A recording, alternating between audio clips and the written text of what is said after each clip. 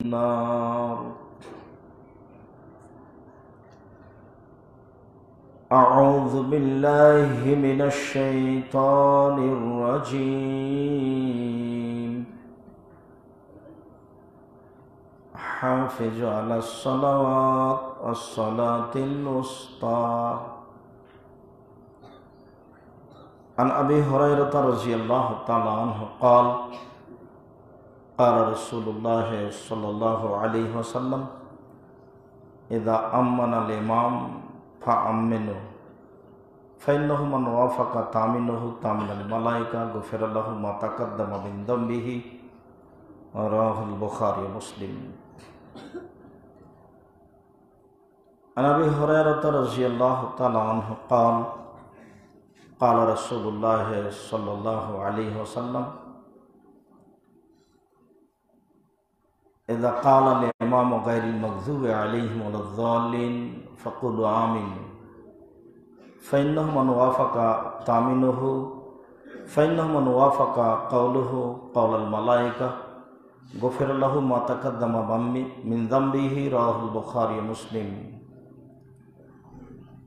عن أبي هريرة رضي الله تعالى عنه قال قال رسول الله صلى الله عليه وسلم إذا قال الإمام غير المغضوب عليهم ولا الضالين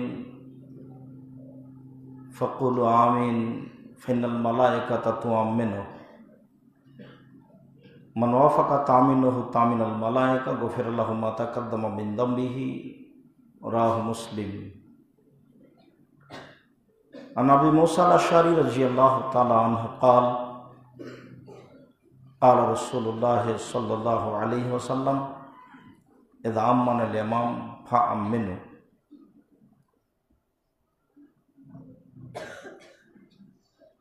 قال رسول الله صلى الله عليه وسلم فإن الملائكة تؤمن من وافق تأمينه تأمين الملائكة غفر له ما تقدم من ذنبه. وفي رواية أخرى قال الله تعالى يجيبكم. রাহ মুসলিম।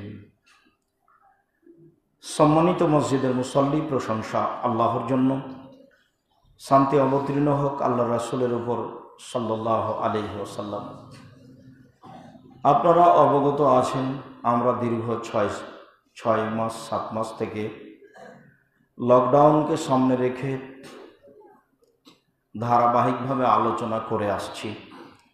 আমাদের প্রারম্ভের আলোচনা ছিল করোনা ভাইরাস কি মহামারী? আমরা যা বলেছি তাতে করোনা ভাইরাস মহামারী নয়, কেননা মহামারীতে প্রচুর বেশি মানুষ মারা যায়। আর মহামারী যদি হয় তাহলে তা মুসলমানের জন্য রহমত। মহামারীতে কোনো মানুষ মারা গেলে সে শহীদের মর্যাদা পাবে বলে রাসূল সাল্লাল্লাহু আলাইহি সাল্লাম বলেছেন, হাদিস বুখারী মুসলিম। করোনা ভাইরাস কি ছোঁয়াচে রোগ? রাসূল সাল্লাল্লাহু আলাইহি সাল্লাম ছোঁয়াচে রোগকে নাকচ করেছেন। তিনি বলেছেন, জনৈক পল্লীর মানুষের উত্তরে, যদি তাই হয় তাহলে বলো প্রথম ওটটিকে কিভাবে চুলকুনি ঘা ছোঁয়াচে রোগ হলো। তারপরে তিনি বললেন, আল্লাহ তাআলা প্রত্যেক আত্মাকে সৃষ্টি করেছেন, ওয়াকাতাবা হায়াতাহা মাউতাহা ওয়া রিজকাহা মাসাইবাহা। আল্লাহ তাআলা প্রত্যেক প্রাণী, তার জীবন, তার মরণ, তার রুজি এবং তার বিপদ আপদ, রোগ ব্যাধি, করোনা ভাইরাস লিখে দিয়েছেন। সেদিন যদি লেখা হয়ে থাকে তাহলে মানুষ যদি পাথরের মধ্যে লুকিয়ে থাকে তবুও তাকে করোনা ভাইরাস ধরবে, এ কথাই ঠিক। আর যদি না লেখা থাকে তাহলে একসাথে খেলে গায়ের সাথে গাও রেখে গড়াগড়ি পারলেও তাকে করোনা ভাইরাস ধরবে না, এটাই চূড়ান্ত। আর মানুষকে এভাবেই বিশ্বাস রাখতে হবে, তারই নাম পরকাল, তার নাম তাকদীর। করোনা ভাইরাস কি বিপজ্জনক কিছু? তা হতে পারে। যদি তাই হয় তাহলে তার পথ আমরা উল্লেখ করেছি। সালাত আদায় করতে হবে, দোয়া প্রার্থনা করতে হবে, ক্ষমা চাইতে হবে, জিকির আজকার করতে হবে, দান করতে হবে। তারপরে বলেছি সলাতের মধ্যে কাপড় টাকনোর নিচে রাখা যাবে না, মাস্ক পরা যাবে না। রাসূল সাল্লাল্লাহু আলাইহি সাল্লাম সলাতের মধ্যে মুখমণ্ডল ঢাকতে না করেছেন, নিষেধ করেছেন। যদি মানুষ জীবাণু থেকে বাঁচতে চায় তাহলে রাসূল সাল্লাল্লাহু আলাইহি সাল্লামের পদ্ধতিতে পবিত্রতা অবলম্বন করলেই তা হবে সবচেয়ে বড় মাধ্যম। পবিত্রতাকে সামনে রেখে আমরা দীর্ঘদিন ধরে আলোচনা করে আসছিলাম। তার এক পর্যায়ে বলছিলাম 2 রাকাত সালাত, তার এক পর্যায়ে বলছিলাম নফল সালাত, তার এক পর্যায়ে বলছিলাম ফরজ সালাত, তার এক পর্যায়ে বলছিলাম রাসূল সাল্লাল্লাহু আলাইহি সাল্লামের পদ্ধতিতে সালাত আদায় করতে হবে মর্মে বিগত জুমার আলোচনা ছিল আমাদের তাকবীরে তাহরিমার পরে কি পড়তে হবে। তাই আমরা তাকবীরে তাহরিমার পরে সূরা ফাতিহা পড়ার ব্যাপারে জরুরি আলোচনা পেশ করছিলাম। আজকের সে অংশ নিয়ে সূরা ফাতিহা পড়তেই হবে, জরুরি, মানুষ পড়তে বাধ্য। সূরা ফাতিহা যদি না পড়ে তাহলে সালাত হবে না মর্মে আমরা আলোচনা রেখেছি। যে কোনো সময় কেরাত জোরে হোক, আস্তে হোক, একাই হোক, জামাতবদ্ধ হোক, মানুষ সূরা ফাতিহা পড়তে বাধ্য। উবাদা ইবনে সামিত রাদিয়াল্লাহু তাআলা আনহু বলেন, কুন্না মা নবী সাল্লাল্লাহু আলাইহি সাল্লাম ফি সালাতিল ফজর, কুন্না খালফা নবী সাল্লাল্লাহু আলাইহি সাল্লাম ফি সালাতিল ফজর। একদা আমরা ফজরের সালাতে রাসূলের পিছনে ছিলাম। রাসূল সাল্লাল্লাহু আলাইহি সাল্লাম ফজরের সালাতে কেরাত করলেন। যখন তিনি কেরাত করলেন এক পর্যায়ে কেরাত তার কাছে ভারী হয়ে গেল, ফাসাকালাত আলাইহি কেরাতুহু, তিনি আর পড়তে পারছেন না, পড়া যেন তার উপরে ভারী হয়ে গেল। ফালাম্মা ফারাগা, যখন তিনি সালাত শেষ করলেন তিনি বললেন, লাআল্লাকুম তাকরাউনা খালফা ইমামিকুম, মনে হচ্ছে তোমরা যেন তোমাদের ইমামের পিছনে কিছু পড়ছিলে। তোমরা কি তোমাদের ইমামের পিছনে কিছু পড়ছিলে? কুল্লা নাম ইয়া রাসূলুল্লাহ, আমরা বললাম জি হ্যাঁ আল্লাহর নবী, আমরা ইমামের পিছনে পড়ছিলাম। তখন রাসূল সাল্লাল্লাহু আলাইহি সাল্লাম বললেন, লা তাফালু, না না না না না, এমন কাজ করো না, ইমামের পিছনে পড়ো না। ইল্লা বি ফাতিহাতিল কিতাব, তবে শুধু সূরা ফাতিহা পড়ো। কেন? ফাইন্নাহু লা সালাতা লিমান লাম ইয়াকরা বিহা, সালাত হবে না যে ব্যক্তি সূরা ফাতিহা পড়বে না। সালাত হবে না ওর যে সূরা ফাতিহা পড়বে না। তোমরা আমার পিছনে পড়ো না। প্রথম বাক্য, তোমরা কি আমার পিছনে কিছু পড়ছিলে? মনে হচ্ছে আমার কেরাত ভারী হয়ে গেল। জি হ্যাঁ, আমরা তো আপনার পিছনে পড়ছিলাম। না না না না না না, আমার পিছনে পড়ো না, তবে সূরা ফাতিহা। কেন? সূরা ফাতিহা ছাড়া সালাত হবে না।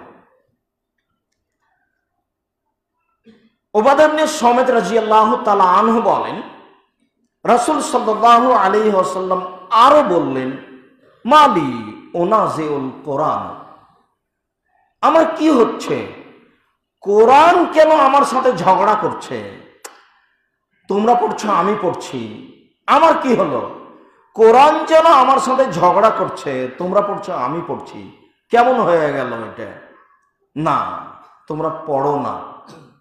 শোনো, লা তাকরাউ বিশাইইন মিনাল কোরআন ইল্লা বিফাতিহাতিল কিতাব, লা তাকরাউ বিশাইইন মিনাল কোরআন ইদা জাহারত, তোমরা কোরআনের কিছুই পড়বা না যখন আমি প্রকাশ্যে কেরাত করব।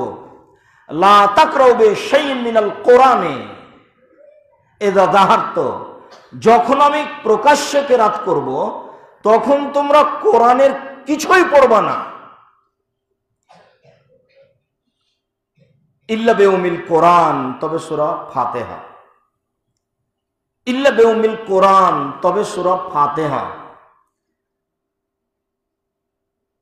অন্য এক বর্ণনায় এসেছে, মালি উনাজাউল কোরআন, আমার কি হলো?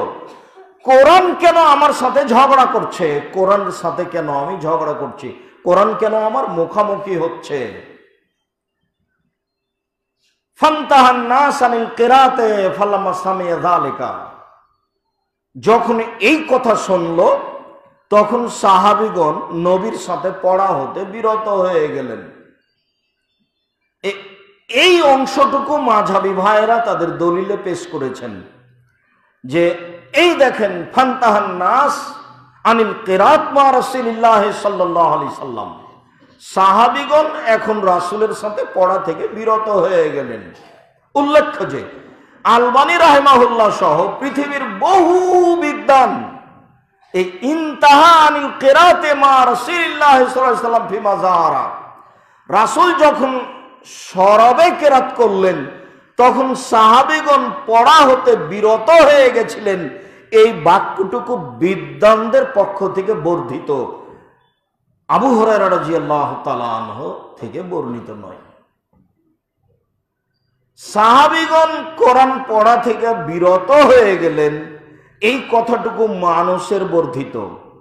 এই বাক্যটুকুকে সামনে রেখে সাহাবীগণ সূরা ফাতিহা থেকে বিরত হয়ে গেলেন, এই কথা বলা নেহায়েত অন্যায়। সাথে সাথে আরো যা জাল জয়ীফ হাদিস আছে তার এক অংশ আমরা কিছুক্ষণের মধ্যে বলবো, আশা করছি ইনশাআল্লাহ। তবে আবারও কথাটি পুনরায় বলার চেষ্টা করছি যে রাসূল সাল্লাল্লাহু আলাইহি সাল্লাম বলছেন, তোমরা কি আমার পিছনে কিছু পড়ছো? লাআল্লাকুম তাকরাউনা, সম্ভবত তোমরা তোমাদের ইমামের পিছনে পড়ছো। জি হ্যাঁ আল্লাহর নবী, আমরা তো আপনার পিছনে পড়ছি। না না না না, এমনটা করো না। তবে সূরা ফাতিহা। কেন? সূরা ফাতিহা ছাড়া সালাত হবে না। আমার কি হলো? আমি যেন কোরআনের সাথে ঝগড়া করছি, কোরআন যেন আমার সাথে ঝগড়া করছে। শোনো, তোমরা আমার পিছনে পড়ো না। লা তাকরাউ শাইআন মিনাল কোরআনে ইযা যাহারতু, যখন আমি প্রকাশ্যে কেরাত করব তখন তোমরা কোরআনের কিছুই পড়বা না, ইল্লা বিমিল কোরআন, তবে সূরা ফাতিহা। তাহলে এই কথাগুলি কি বুঝায়? সূরা ফাতিহা দোয়া, দোয়ার জগতে যত দোয়া আছে তার ব্যতিক্রম ভিন্ন ধরনের বিরল দোয়া হলো সূরা ফাতিহা, যা আমরা বিগত জুমার কোনো এক জুমায় আপনার সামনে পেশ করার প্রাণপণে চেষ্টা করেছি। অতএব সাহাবীগণ পড়লেন না, কেরাত থেকে বিরত হয়ে গেলেন। এই বিরত বলতে সূরা ফাতিহা পড়া থেকেও বিরত হলেন। এইটা একটা অপবাদ, এইটা একটা আমরা কোরআন এবং সহিহ হাদিস মানি না তার বহিঃপ্রকাশ। সত্য সত্যই রাসূল সাল্লাল্লাহু আলাইহি সাল্লামের নীতি মেনে চললে একজন বিদ্বানদের মন্তব্যকে সামনে রেখে এত কিছু বলার প্রয়োজন ছিল না। আরো কথা যে জাল জয়ীফ হাদিস, রাসূল সাল্লাল্লাহু আলাইহি সাল্লাম বলেছেন, মান কারা খালফাল ইমামে মলিয়াফুহু নারান, কেউ যদি ইমামের পিছনে সূরা ফাতিহা পড়ে তাহলে তার মুখে আগুন দিয়ে পূর্ণ করে দেওয়া হোক। এটাও হাদিস, জাল হাদিস। কত মজবুত হাদিস সূরা ফাতিহা না পড়া। সূরা ফাতিহা কেউ যদি ইমামের পিছনে পড়ে তাহলে তার মুখে আগুন দিয়ে পূর্ণ করে দাও।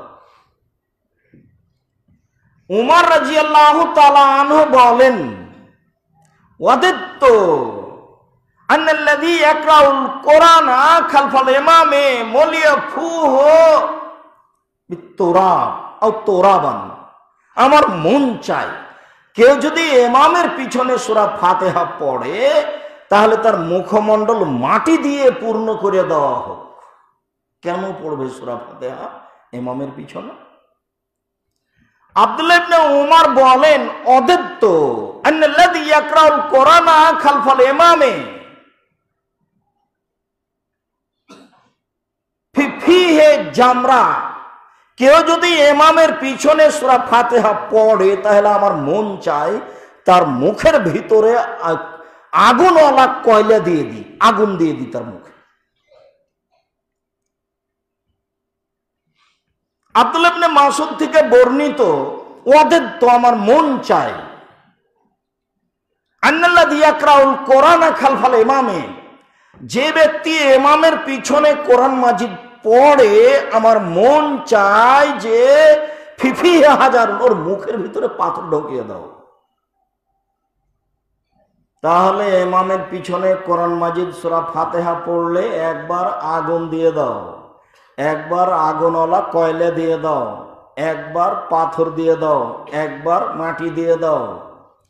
আরো সাহাবী থেকে বর্ণিত এইভাবে আছে যে মান কারা খালফাল ইমামে সূরাতুল ফাতিহা ফাকাত আখতাল ফিতরাতা, যে ব্যক্তি ইমামের পিছনে সূরা ফাতিহা পড়লো সে মুসলমানই নয়।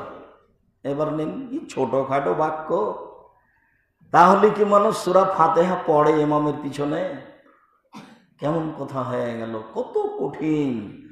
ইমামের পিছনে সূরা ফাতিহা পড়া যাবে না। আর কোরআন মাজিদের আয়াত তো আছেই, ওয়াইদা কুরিআল কুরআনু ফাসতামিউ লাহু ওয়া আনসিতু লাআল্লাকুম তুরহামুন, যখন তোমাদের সামনে কোরআন মাজিদ পড়া হবে তখন কান লাগিয়ে শোনো, চুপ থাকো, তাহলে তোমাদের প্রতি দয়া করা হবে।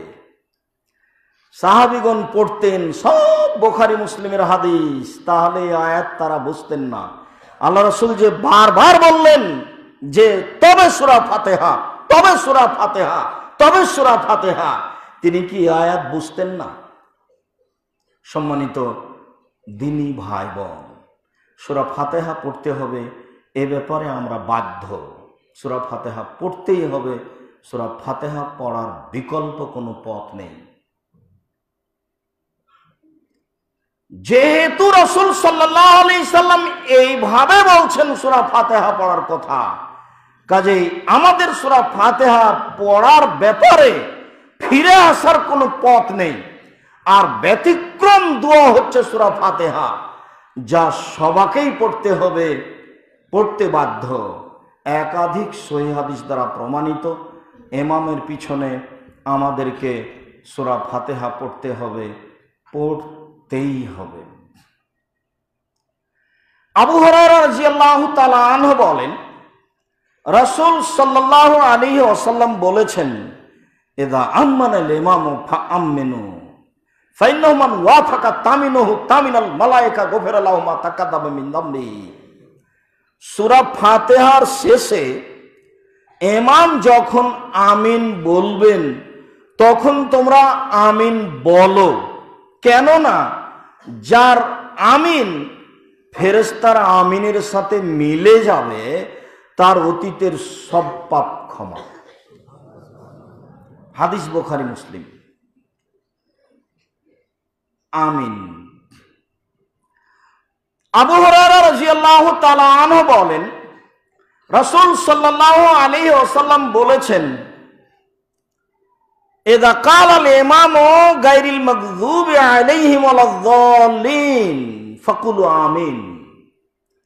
ইমাম যখন বলবেন গায়রিল মাগযুবি আলাইহিম ওয়ালাদ-দাল্লিন, এটুকু যখন পড়া হবে, ফাকুলু আমিন, তখন তোমরা বলো আমিন। ফাইন্নাহু মান ওয়াফাকা কাউলুহু কাওলাল মালায়েকা গফিরা লাহু মা তাকাদ্দামা মিন যামবিহি। কেউ যদি এই মন্তব্য করে, আমিন তুমি কবুল করো, কেউ যদি এই মন্তব্য করে আর এই মন্তব্য ফেরেশতার মন্তব্যের সাথে মিলে যায়, ফেরেশতা বলে আমিন, তো আমিও বললাম আমিন, আমরা বললাম আমিন, ফেরেশতা বললেন আমিন, তো দুটাই যদি একসাথে হয়ে যায় তাহলে গফিরা লাহু মা তাকাদ্দামা মিন যামবিহি, অতীতের সব পাপ ক্ষমা। আবু হুরায়রা রাদিয়াল্লাহু তাআলা আনহু বলেন, রাসূল সাল্লাল্লাহু আলাইহি ওয়াসাল্লাম বলেছেন, ইযা ক্বালাল কারি আমিন, যখন ইমাম বলবে আমিন, ফাকুলু আমিন, তোমরা আমিন বলো। কেন? ফাইনাল মালায়েকাতা তুআমিনু, এই জন্য যে ফেরেশতা আমিন বলেন। কেন তোমরা বলবা ইমামের পিছে পিছে, ইমামের সাথে সাথে আমিন? এই জন্য যে ফেরেশতা আমিন বলেন। ওমান ওয়াফাকা তামিনহু তামিনুল মালায়েকা, ওমান ওয়াফাকা তামিনহু তামিনাল মালায়েকা গফিরা লাহু মা তাকাদ্দামা মিন যামবিহি। তাহলে অতীতের সব পাপ ক্ষমা। একই কথা আসছে, একটু শব্দের পরিবর্তন। আবু মুসা আশআরী রাদিয়াল্লাহু তাআলা আনহু বলেন, রাসূল সাল্লাল্লাহু আলাইহি ওয়াসাল্লাম বলেছেন, ইযা কালাল ইমামু আমিন, যখন ইমাম বলবেন আমিন, ফাকুলু আমিন, তখন তোমরা আমিন বলো। কেন? কাল আল্লাহ তাআলা ইজিবকুম, আল্লাহ তাআলা তোমাদের এই ডাকে সাড়া দেন, আল্লাহ তাআলা তোমাদের এই কথার সাড়া দেন, আল্লাহ তাআলা তোমাদের এই কথার সাড়া দেন। যখন তোমরা বলো আমিন কবুল করো, তখন আল্লাহ বলেন ঠিক আছে করলাম। যখন তোমরা বলো কবুল করো, তখন আল্লাহ বলেন আচ্ছা ঠিক আছে কবুল করলাম। তোমরা বলছো, ফেরেশতারা বলছে, সবাই যেহেতু একসাথে বলছো যে আমাদের কথাটা কবুল করো, তাহলে ঠিক আছে আমি আল্লাহ কবুল করলাম। তোমরা যেটা বলছো সেটা ইজিবকুম, ইজিবকুমুল্লাহ তাআলা, আল্লাহ তোমাদের এই ডাকে সাড়া দেন, তোমাদের এই কথা মেনে নেন। যখন সবাই বলে আলহামদুলিল্লাহি রাব্বিল আলামিন, বিশ্বজগতের প্রতিপালকের প্রশংসা, আর রহমান রাহিম, পরম দাতা দয়ালু তিনি, মালিক ইয়াউমিদ্দিন, তিনি হচ্ছেন বিচার দিনের মালিক। ইয়াকা নাবুদু, একমাত্র তোমার ইবাদত করি, ওয়া ইয়াকা নাস্তাইন, একমাত্র তোমার কাছে সাহায্য চাই। ইহদিনাস সিরাতাল মুস্তাকিম, তুমি আমাদের সোজা সঠিক পথ দেখাও। সিরাতাল্লাযীনা আনআমতা আলাইহিম, ওদের পথ তুমি দেখাবে যাদের প্রতি দয়া করেছো, অনুগ্রহ করেছো। গায়রিল মাগদুবি আলাইহিম ওয়ালাদ-দাল্লিন, ওদের পথ দেখায় না যারা ভ্রান্ত। আমিন, এই দীর্ঘ সময় ধরে আমরা যা বললাম এটা তুমি কবুল করো। তখন আল্লাহ বলছেন ঠিক আছে করলাম। কথা দুটির সমতা হচ্ছে, ইমাম যখন বলবে আমিন, তখন আমাদেরকে আমিন বলতে হবে। তো ইমাম যদি জোরে না বলেন তো আমি কখন বলবো, এটা কি দিয়ে বোঝা যাবে? আর যখন আস্তে কেরাত, তখন তো আর কোনো কথাই নাই, যেহেতু কেরাতে আসতে। আমার যখন আমিন হবে আমি তখন বলবো, আপনার যখন আমিনের সময় হবে আপনি তখন বলবেন। কিন্তু যখন জোরে হচ্ছে তখন তো আমাকে আর আপনাকে একসাথে বলতে হচ্ছে জোরে আমিন। আর একসাথে হলেই আল্লাহ বলবেন ঠিক আছে, যেটা তুমি বললে সেটা আমি মেনে নিলাম। ওয়াইল ইবনে হুজর রাদিয়াল্লাহু তাআলা আনহু বলেন, قرأ رسول الله صلى الله عليه وسلم غير المغضوب عليهم ولا الضالين فقال آمين ومد بها صوته। ওয়াইল ইবনে হুজর বলেন, রাসূল সাল্লাল্লাহু আলাইহি সাল্লাম সূরা ফাতিহা পড়লেন, বললেন গায়রিল মাগযুবি আলাইহিম ওয়ালাদ দাল্লিন, তারপরে বললেন আমিন, মাদ বিহা সাওতাহু, তার কণ্ঠ খুব লম্বা করে বললেন আমিন। হাদিস সহিহ। ওয়াইল ইবনে হুজর রাদিয়াল্লাহু তাআলা আনহু বলেন, সামি'তু রাসূলুল্লাহ সাল্লাল্লাহু আলাইহি সাল্লাম কারা গায়রিল মাগযুবি আলাইহিম ওয়ালাদ দাল্লিন, আমি ওয়াইল ইবনে হুজর রাসূল সাল্লাল্লাহু আলাইহি সাল্লামকে পড়তে শুনলাম, তিনি বললেন গায়রিল মাগযুবি আলাইহিম ওয়ালাদ দাল্লিন, সুম্মা কালা, তারপরে তিনি বললেন আমিন, ওয়া রাফা বিহা সাওতাহু, তিনি তার কণ্ঠ উঁচু করে বললেন আমিন, খুব জোরে উঁচু করে কণ্ঠ। যার কারণে ইমাম বুখারী রাহিমাহুল্লাহ একটি অধ্যায় উল্লেখ করেছেন এইভাবে, বাবু জাহরিল ইমামে বিত্তামিন, ইমামকে জোরে আমিন বলতে হবে মর্মে অধ্যায়। বাবু জাহরিল ইমামে বিত্তামিন, ইমাম বুখারী রাহিমাহুল্লাহ যারা পৃথিবীতে বুখারী পড়ায়, এদেশের সেদেশের বড় বড় প্রতিষ্ঠানে তাদের কত মান, তাদের কত মর্যাদা, তাদেরকে বিমানে নিয়ে যাওয়া হয়, তাদের জন্য পার্সোনাল ঘর, তাদের জন্য সবচেয়ে বেশি বেতন, সবাই তাদের কাছে মাথা নত করে থাকে যারা বুখারী পড়ায়, তার সম্মানের কোনো শেষ নেই। বুখারী যিনি পড়ান তার এত সম্মান, তাহলে কেতাবটার কত সম্মান। মাযহাব এমন একটা জিনিস ভিতর থেকে মানুষকে দুর্বল করে ফেলেছে। শক্তি যতই মজবুত হোক, ভেতরের দুর্বলতা তার চেয়ে মজবুত, যার কারণে ধর্ম তার কাছে পরাজয় হয়ে যায়। এত ধারাবাহিক হাদিস থাকার পরেও তার এই গতির পরিবর্তন আসে না। সে জোরে আমিন বলে যে তার উপরে ক্ষিপ্ত হয়ে যায়, প্রয়োজনে তাকে মসজিদ থেকে বের করে দেওয়া প্রয়োজন মনে করে, প্রয়োজনে মসজিদ ধুয়ে ফেলা প্রয়োজন মনে করে আমিন জোরের কারণে। ইমাম বুখারী রাহিমাহুল্লাহ অধ্যায় উল্লেখ করেন, বাবু জাহারিল ইমামে বিত্তামিন, আমিনকে ইমামকে আমিন জোরে বলতে হবে মর্মে অধ্যায়।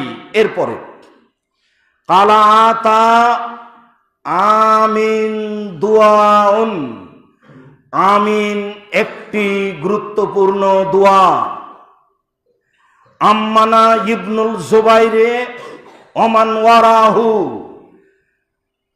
আব্দুল্লাহ ইবনে জুবাইর আমিন জোরে বললেন, মুক্তাদিরা যারা পিছনে ছিলেন তারা আমিন জোরে বললেন।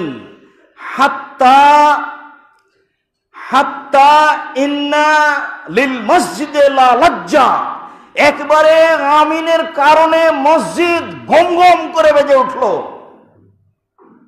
ইমাম বুখারীর আলোচনা, একজন সাহাবী থেকে তিনি বিবরণ পেশ করছেন, ইমাম মুক্তাদি এত জোরে আমিন বললেন যে মসজিদ একদম গম গম করে বেজে উঠল। ওইদিকে হাদিস হলো উচ্চ স্বরে আমিন বলা, তারপরে হাদিস হলো জোরে আমিন বলা, তারপরে ইমাম বুখারী রাহিমাহুল্লাহর এই মন্তব্য জোরে আমিন বলার ব্যাপারে। তবে ধীরে আমিন বলার তিনটি হাদিস আছে। একটি আলকামা ইবনে ওয়াইল, আর একজন আব্দুল্লাহ, আর একজন আবু হুরায়রা রাদিয়াল্লাহু তাআলা আনহু, এই তিনজন সাহাবী তাবেঈ থেকে ধীরে আমিন বলার প্রমাণ আছে তিনটি জয়ীফ। বিস্তারিত বিবরণ পেশ করেছি। সলাতুর রাসূল, রাসূল সাল্লাল্লাহু আলাইহি সাল্লামের সালাত এবং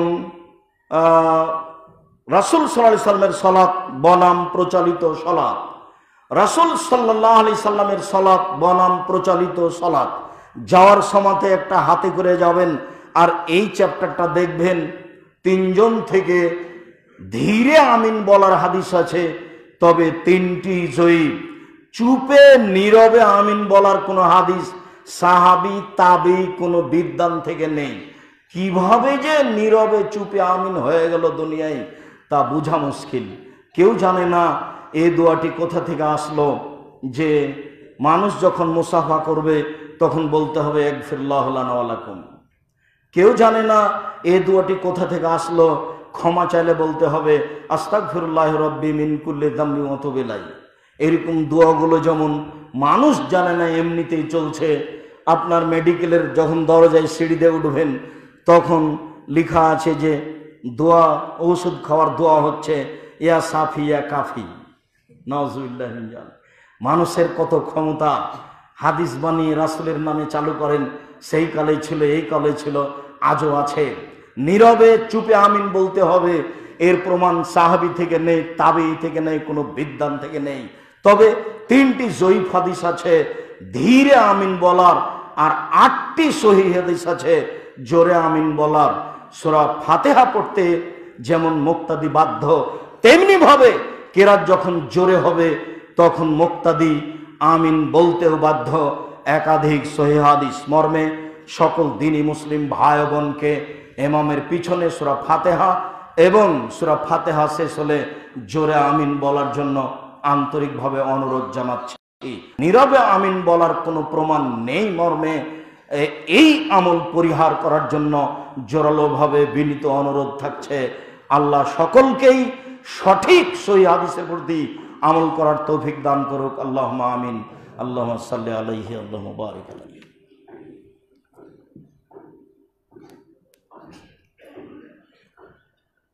আলহামদুলিল্লাহ ওয়াহদা ওয়াসসালাতু ওয়াসসালামু আলা মান লা নাবিয়্যা বাদা। সূরা ফাতিহা।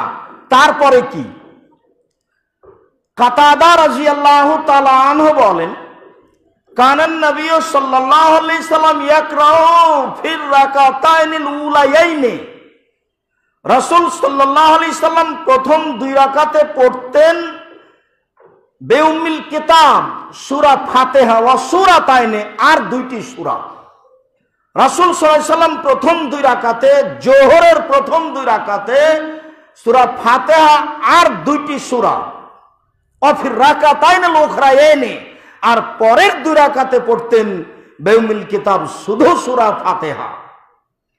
যখনই 4 রাকাত বিশিষ্ট 3 রাকাত বিশিষ্ট সালাত হবে, ফরজ নফল একই ব্যাপার, যদিও নফল সালাতে ইমাম মুক্তাদি সবাই আরো কেরাত করতে পারে, তবে অন্তত ফরজ সালাতের জন্য এটাই সুন্নাত যে ইমাম মুক্তাদি সবাই প্রথম দুই রাকাতে সূরা ফাতিহা পড়বেন, পরের দুই রাকাতে যেহেতু রাসূল সাল্লাল্লাহু আলাইহি সাল্লাম সূরা ফাতিহা ছাড়া অন্য সূরা পড়তে নিষেধ করলেন, কাজেই মুক্তাদি শুধু সূরা ফাতিহা পড়ে চুপ থাকবেন, আর পরের দুই রাকাতে সবাই সূরা ফাতিহা পড়বেন, ইমাম পড়বেন, মুক্তাদি পড়বেন, সবাই চুপে পড়বেন। হাদিস বুখারী মুসলিম। আবু হুরায়রা রাদিয়াল্লাহু তাআলা আনহু বলেন, কানান নবী সাল্লাল্লাহু আলাইহি সাল্লাম ইয়াকরাউ ফিল ফজর ইয়াউমাল জুমআ, রাসূল সাল্লাল্লাহু আলাইহি সাল্লাম ফজরের সালাতে জুমার দিন পড়তেন আলিফ লাম তানজিল ফির রাকাতিল উলা ওয়া ফিস সানিয়া ওয়া ফির রাকাতি সানিয়া, প্রথম রাকাতে পড়তেন সূরা সাজদা, আর শেষ রাকাতে দ্বিতীয় রাকাতে পড়তেন হাল আতা আলাল ইনসান সূরা দাহার। স্বাভাবিকভাবে জুমার দিন ফজরের সালাতে রাসূল সাল্লাল্লাহু আলাইহি সাল্লাম প্রথম রাকাতে সূরা সাজদা এবং দ্বিতীয় রাকাতে সূরা দাহার, এইটা একটা সুন্নাত, গুরুত্বপূর্ণ সুন্নাত। এছাড়া সালাত হয়ে যাবে, তবে নীতিগত রাসূল সাল্লাল্লাহু আলাইহি সাল্লামের এই সুন্নাত ছিল জুমার দিন ফজরের সালাতে এইটা পড়া। নুমান ইবনে বাশির রাদিয়াল্লাহু তাআলা আনহু বলেন, কানান নবী সাল্লাল্লাহু আলাইহি সাল্লাম ইয়াকরাউ ফিল ঈদাইনি ওয়া ফি সালাতিল জুমআ, আল্লাহর নবী ঈদের দুই সালাতে পড়তেন সূরা আলা এবং সূরা গাশিয়া, আর জুমার সালাতের দুই রাকাতে পড়তেন সূরা আলা এবং সূরা গাশিয়া, যার কারণে আমরা নিয়মিত প্রথম রাকাতে সূরা আলা এবং দ্বিতীয় রাকাতে সূরা গাশিয়া পড়ে থাকি, যা দেখতে পাচ্ছেন। অন্য এক বর্ণনায় এসেছে, যদি কারণবশত ঈদের দিন জুমার দিন হয়ে গেছে, সেখানেও রাসূল সাল্লাল্লাহু আলাইহি সাল্লাম ঈদের সালাতে প্রথম রাকাতে সূরা আলা, দ্বিতীয় রাকাতে সূরা গাশিয়া, তারপরে জুমার সালাতে প্রথম রাকাতে সূরা আলা এবং দ্বিতীয় রাকাতে সূরা গাশিয়াই পড়েছেন। আবু হুরায়রা রাদিয়াল্লাহু তাআলা আনহু বলেন, কানান নবী সাল্লাল্লাহু আলাইহি সাল্লাম ইয়াউমাল জুমআ আয় রাকাতাইল ফজরে, ফজরের দুই রাকাত সুন্নাতে পড়তেন সূরা কাফিরুন এবং সূরা ইখলাস। জুমার দিন ফজরের সালাতের সুন্নাত সালাতে আল্লাহর নবী সূরা কাফিরুন এবং সূরা ইখলাস পড়তেন। তবে এই হাদিসও সহিহ হাসান, গ্রহণীয় যে মাগরিবের সালাতে তিনি সূরা কাফিরুন এবং দ্বিতীয় রাকাতে সূরা ইখলাস পড়তেন। নুমান ইবনে বাশির রাদিয়াল্লাহু তাআলা আনহু বলেন, রাসূল সাল্লাল্লাহু আলাইহি সাল্লাম ইয়াকরাউ ফিল মাগরিবে ফি কিসারিল মুফাসসাল, আল্লাহর নবী মাগরিবের সালাতে নিয়মিত সূরা বাইনা থেকে নাস পর্যন্ত পড়তেন। ওয়া ইয়াকরাউ ফিল ইশায়ে বিওয়াসাতিল মুফাসসাল, আর তিনি এশার সালাতে পড়তেন সূরা বুরুজ থেকে সূরা বাইনা পর্যন্ত। ওয়া ইয়াকরাউ ফিল ফজরে বিতাওয়ালি মুফাসসাল, আর রাসূল সাল্লাল্লাহু আলাইহি সাল্লাম ফজরের সালাতে আদায় করতেন সূরা হুজরাত থেকে বুরুজ পর্যন্ত। এটা ছিল রাসূল সাল্লাল্লাহু আলাইহি সাল্লামের কিরাতের স্বাভাবিক গতি। আবার বলি, রাসূল সাল্লাল্লাহু আলাইহি সাল্লাম সাধারণত ফজরের সালাতে তিওয়ালে মুফাসসাল অর্থাৎ হুজরাত থেকে বুরুজ পর্যন্ত পড়তেন এই সূরাগুলি, মাঝে মধ্যে এটা মাঝে মধ্যে ওইটা। এশার সলাতে সাধারণত পড়তেন বুরুজ থেকে নিয়ে বাইয়েনা পর্যন্ত, আর মাগরিবের সলাতে পড়তেন সাধারণত বাইয়েনা থেকে নাস পর্যন্ত। এইটা ছিল রাসূল সাল্লাল্লাহু আলাইহি সাল্লামের স্বাভাবিক কেরাত। অন্যান্য সূরাও তিনি পড়তেন। মাগরিবের সলাতে সূরা তুর পড়তে দেখা গেছে, ব্যতিক্রম পড়তেন তবে খুব কম। সাধারণত এই নিয়মেই তিনি পড়তেন। যারা আমরা পড়বো, ইমামতি করব, তারাও এই নিয়মগুলি রাসূল সাল্লাল্লাহু আলাইহি সাল্লামের সুন্নাতের অনুসরণ করতো, পড়ার চেষ্টা করব। এখন কেরাতে জব, আমরা তো অনেক সময় কেরাতের জব দিয়ে থাকি। আয়েশা রাদিয়াল্লাহু তাআলা আনহা বলেন, সামিতু রাসূলুল্লাহ সাল্লাল্লাহু আলাইহি সাল্লাম ফি বাজি সলাতে قال اللهم احسبني حسابا يسيرا। রাসূল সাল্লাল্লাহু আলাইহি সাল্লাম কোন এক সলাতে বললেন, আল্লাহুম্মা হাসিবনি হিসাবা ইয়াসিরা, আল্লাহ তুমি আমার হিসাবকে সহজ করে দাও। কালাত আয়েশা, আয়েশা বলছেন, আমি জিজ্ঞাসা করলাম, আল হিসাবুল ইয়াসির, আল্লাহ রাসূল সহজ হিসাব কি? আপনি যে বললেন আল্লাহ তুমি আমার হিসাবকে সহজ করে দাও বিচারের মাঠে, তো সহজ হিসাবটা কি? তখন রাসূল সাল্লাল্লাহু আলাইহি সাল্লাম বলছেন, দেখো, ইয়ানজুরু ফিল আমাল সুম্মা ইয়াতাজাওয়াজু আনহু, মানুষের আমলের দিকে আল্লাহ দেখবেন যে তার আমলটা কেমন, ওখান থেকে চোখ সরিয়ে নেবেন। দেখলো, ওটা নিয়ে কোনো কথা নেই, ভালো মন্দ আছে, কিন্তু দেখার পরে তিনি সরে গেলেন, চোখটা সরিয়ে নিলেন। দেখেও না দেখার ভান যেটা মানুষে বলে, সেইটা আল্লাহ যার খাতাতে করবেন, সেটা হলো সহজ হিসাব। আয়েশা শোনো, মান্নকেশা ফিল হিসাবে হালাকা, কারো যদি তন্ন তন্ন করে হিসাব না হয় তাহলে সে ধ্বংস হবেই। বিচারের মাঠে মানুষের বাঁচার কোনো পথ নেই। তন্ন তন্ন করে হিসাব নেওয়ার অনেক পথ পন্থা আল্লাহ উল্লেখ করেছেন। তার একটি পথ পন্থা হচ্ছে টিভির পর্দার মতো যত পাপ নেকি মানুষ করছে সব দেখানো হবে। মিসকালা যারাতিন খাইরাইয়ারা, মিসকালা যারাতিন শারাইয়ারা। মানুষ যদি বিন্দুমাত্র পাপ করে থাকে বিচারের মাঠে সে দেখতে পাবে, মানুষ যদি বিন্দুমাত্র নেকি করে থাকে তাহলে বিচারের মাঠে মানুষ দেখতে পাবে। এইটা হলো এক ধরনের মানুষকে বাস্তবভাবে পরীক্ষা করার পদ্ধতি। আর একটি পদ্ধতি হচ্ছে মানুষকে তার আমলনামা পড়তে দেওয়া হবে। ইকরা কিতাবাক কাফা বিনাফসিক, তুমি তোমার নিজের কিতাব পড়ো, তুমি জীবনে কি করেছে সব লেখা আছে। সে পড়বে আর বলবে, মালে হাদাল কিতাব লা ইগাদিরু সাগীরাতা ওয়ালা কাবীরা, কি আশ্চর্য ধরনের খাতা, জীবনের ছোট বড় সব পাপ লেখা আছে। এটা হচ্ছে তাকে পরীক্ষা করার একটা বাস্তব পদ্ধতি। আর একটা পদ্ধতি হচ্ছে ইয়াউমাইদিন তুহাদ্দিসু আখবারাহা, মানুষ যা কিছু কর্ম করছে সব মাটি ধরে রেখেছে। মাটি পৃথিবীতে সবচেয়ে উন্নত মানের অত্যাধুনিক আধুনিক যন্ত্র। পৃথিবীর সৃষ্টি থেকে নিয়ে কিয়ামত পর্যন্ত যত আদম সন্তান যা কিছু করছে ও করেছে করবে, সবকিছু অক্ষরে অক্ষরে মাটি ধরে রেখেছে। সেই দিন বিচারের মাঠে মাটি টপ টপ টপ টপ করে কথা বলবে, যা আল্লাহ তাআলা বলছেন। আল্লাহ তাআলা বলেন, আলিয়াউমা নাখতিমু আলা আফওয়াহিম, বিচারের মাঠে আমি মানুষের মুখ সেলাই করে দেব। তখন মানুষের চামড়া কথা বলবে, হাত কথা বলবে, অঙ্গ প্রত্যঙ্গ কথা বলবে, সাক্ষী হাত দেবে কথা বলবে, পায়ে বলবে তুমি ঠিক বলেছ। হাতে যা বলবে পা তার সাক্ষী দিবে, অঙ্গ প্রত্যঙ্গ বলবে কথা।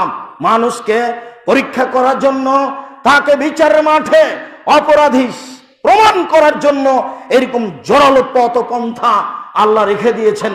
বিচারের মাঠে এইভাবেই মানুষকে পরীক্ষা করে জাহান্নামী প্রমাণ করবেন। সম্মানিত দিনী ভাই বোন, সেই দিনকে ভয় করা উচিত।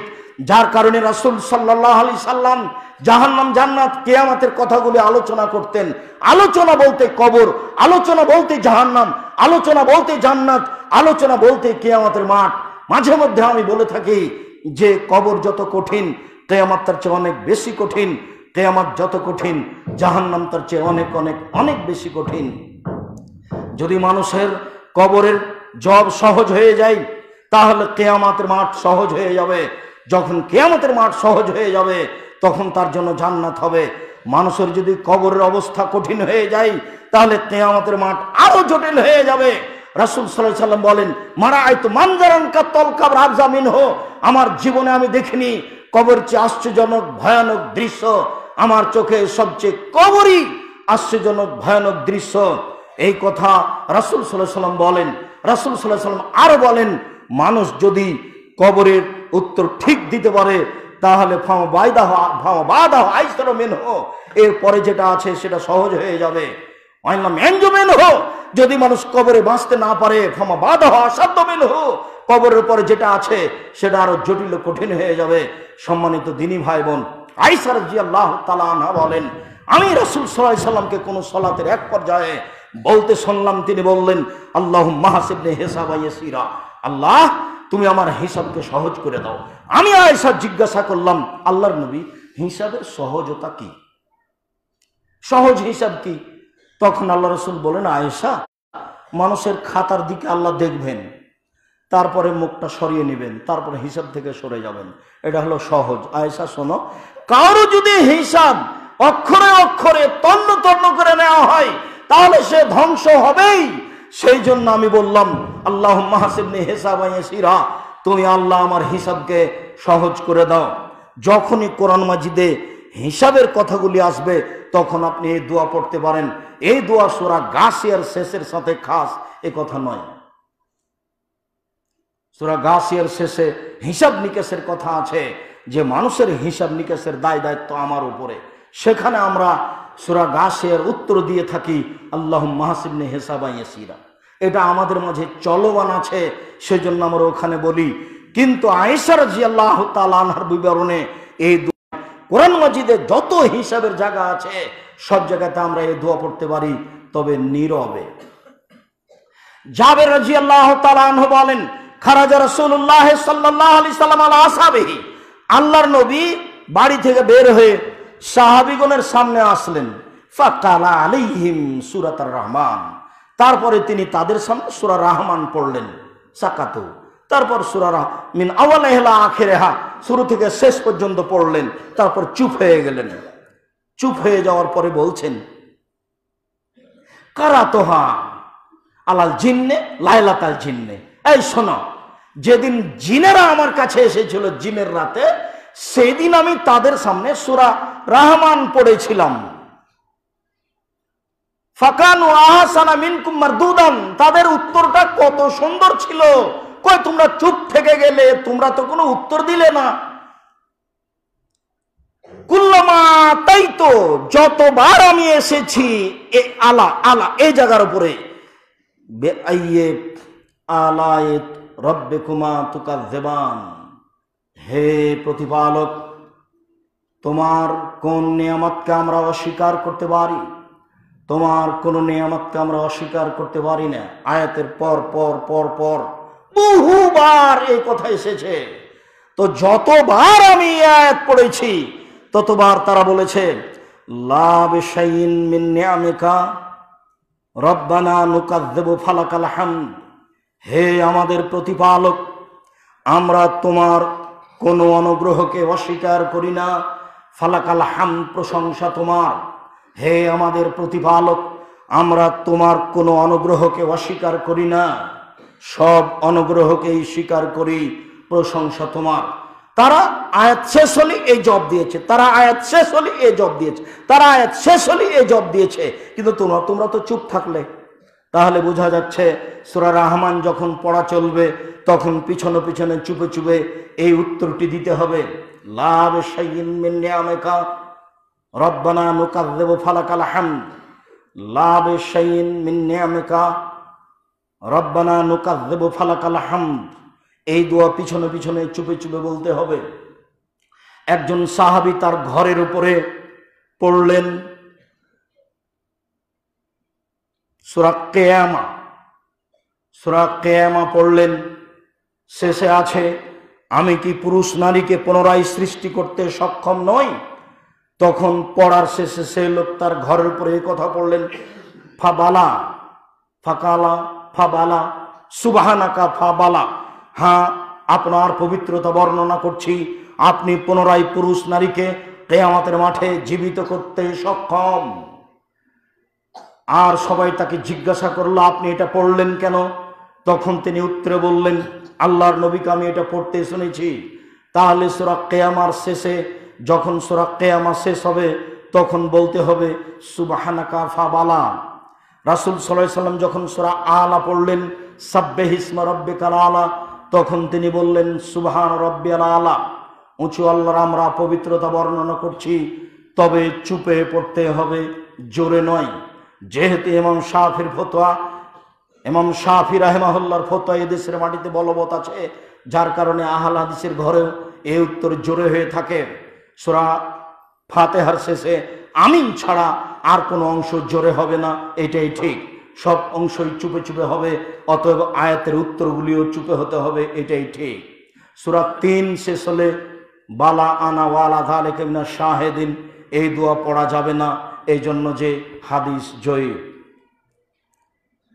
সূরা বাকারা শেষ হলে আমিন বলা যাবে না, এই জন্য যে এইটা বানাওয়াট কথা। সূরা মুরসালাত অল মুরসালাতে উরফা ফালাসিফাতে আসফা এই দোয়া সূরা মুরসালাত শেষ হলে শেষে বলা যাবে না আমান্না বিল্লাহ, আমি আল্লাহর প্রতি ঈমান আনলাম, এই জন্য বলা যাবে না যে এই হাদিস জয়ীফ। সূরা মুলক, সূরা হাক্কা এই সূরাগুলি শেষ হলে বলা যাবে না সুবহান রাব্বিল আযীম, এই জন্য যে এই দোয়া জয়ীফ। আমরা এই বইটিতে রাসূল সাল্লাল্লাহু আলাইহি সাল্লাম বনাম প্রচলিত সালাত এর উপরে বিস্তারিত জায়গায় জায়গায় উল্লেখ আছে। বইটিকে সারা দুনিয়ার বাঙালি মুসলিম ভাই বোনকে আমরা পড়ে দেখার জন্য অনুরোধ জানাচ্ছি। আপনি পড়লে আপনার যত আত্মীয় স্বজন ভাই বোন আছে তাকে পড়ার জন্য বলবেন। পরস্পর সবাকেই যারা বাংলা ভাষা জানে ও বুঝে তাদেরকে এই সলাতের উপরে বইটি পড়ার জন্য আমরা আন্তরিকভাবে অনুরোধ জানাচ্ছি। তাতে ভালো মন্দ উভয় উল্লেখ করা রয়েছে। আজ এই পর্যন্ত বলে আমরা আলোচনার পুনরাবৃত্তিতে বলতে চাচ্ছি, সম্মানিত দিনী ভাই বোন, আমরা ইমামের পিছনে সূরা ফাতিহা পড়ব, নীরবে হলেও সরবে হলেও, একাই হলেও সূরা ফাতিহা পড়ব। কেননা সূরা ফাতিহা ছাড়া সালাত হবে না, এই কথাই ঠিক। যারা সূরা ফাতিহা পড়ে না, বিচারের মাঠে আল্লাহ তাদের সাথে কি আচরণ করবেন তা আল্লাহই ভালো জানেন। তবে সহিহ হাদিসের প্রমাণ এটাই যে সূরা ফাতিহা ছাড়া সালাত হবে না।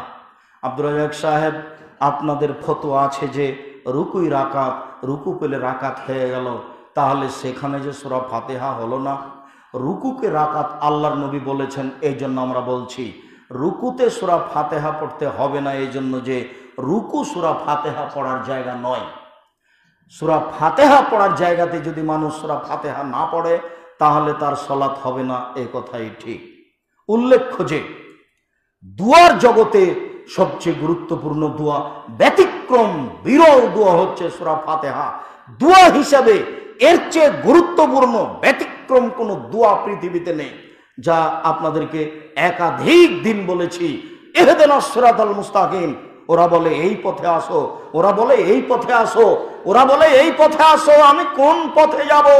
ইহদিনাস সিরাতাল মুস্তাকিম, তুমি আমাদেরকে সহজ সরল সঠিক পথ দেখাও। সিরাতাল্লাযীনা আনআমতা আলাইহিম, ওই পথ দেখাবে তুমি যেই পথের প্রতি তুমি দয়া করেছো, অনুগ্রহ করেছো। গায়রিল মাগদুবি আলাইহিম ওয়ালাদ দাল্লিন, ওদের পথ দেখায় না যারা ভ্রান্ত, যাদের প্রতি তুমি অসন্তুষ্ট হয়েছো তাদের তুমি পথ দেখায়ও না। আমিন। তোমার প্রশংসা সহকারে যে দোয়া করলাম, তুমি তো প্রশংসা ভালোবাসো। বিশ্বজগতের প্রতিপালক তুমি, প্রশংসা সমস্ত তোমার, পরমদাতা দয়ালু তুমি, বিচার দিনের মালিক তুমি। একমাত্র তোমারই ইবাদত করি, একমাত্র তোমার কাছে সাহায্য চাই। তুমি আমার একটা কথা শোনো, তুমি আমার একটা কথা শোনো, তুমি আমার একটা কথা শোনো, তুমি আমাকে সহজ সরল পথ দেখাও। এই দীর্ঘ দুয়ার পরে বলছে আমিন। সম্মানিত দ্বীনি মুসলিম ভাই বোন, আমিন জোরে বলতে হবে, এটাই চূড়ান্ত। 8টি সহিহ হাদিস দ্বারা প্রমাণিত হয় যে আমিন জোরে বলতে হবে। চুপে বলার, ধীরে বলার 3টি জয়ীফ হাদিস আছে। চুপে বলার কোনো হাদিস দুনিয়াতে নেই।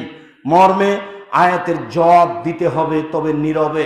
এইভাবে সালাত আদায়ের জন্য অনুরোধ জানিয়ে আজকের আলোচনা এখানে শেষ করছি। আল্লাহ আমাদের যারা মারা গেছে তুমি তাদের কবরের শাস্তি মাফ করো।